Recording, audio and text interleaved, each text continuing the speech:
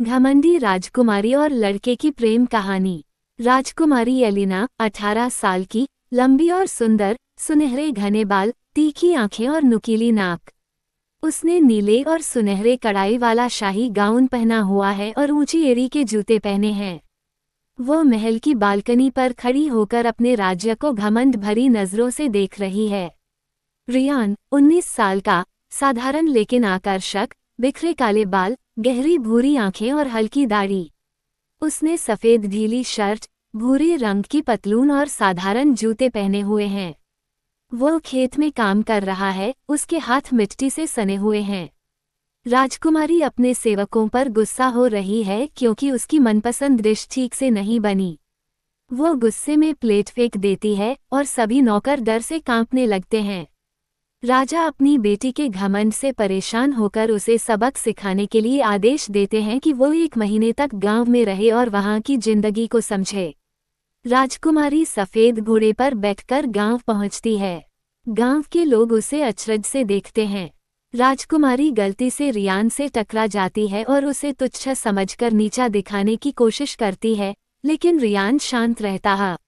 राजकुमारी और रियान के बीच झगड़ा होता है।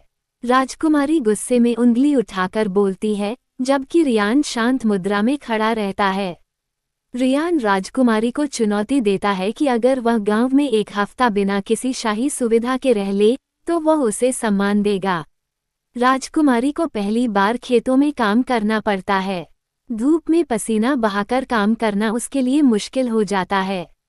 रियान उसकी मदद करता है और उसे सिखाता है कि मेहनत का असली मूल्य क्या होता है।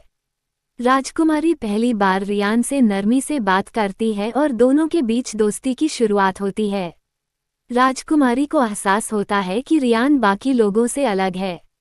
वो उसकी ईमानदारी और मेहनत से प्रभावित होती है। एक दिन अचानक बारिश शुरू हो जाती है और दोनों बारिश में भीगते हुए हंसते और खेलते हैं।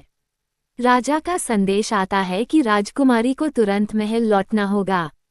राजकुमारी उदास हो जाती है।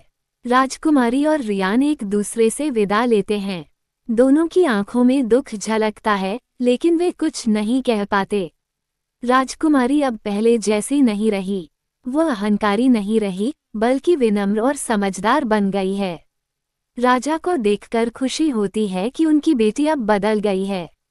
राजकुमारी अपने पिता से अनुरोध करती है कि वो रियान से शादी करना चाहती है क्योंकि उसने सच्चा प्यार और जीवन का अर्थ समझ लिया है। राजा सोचते हैं और फिर मुस्कुराकर सहमति देते हैं। राजकुमारी खुशी से झूम उठती है।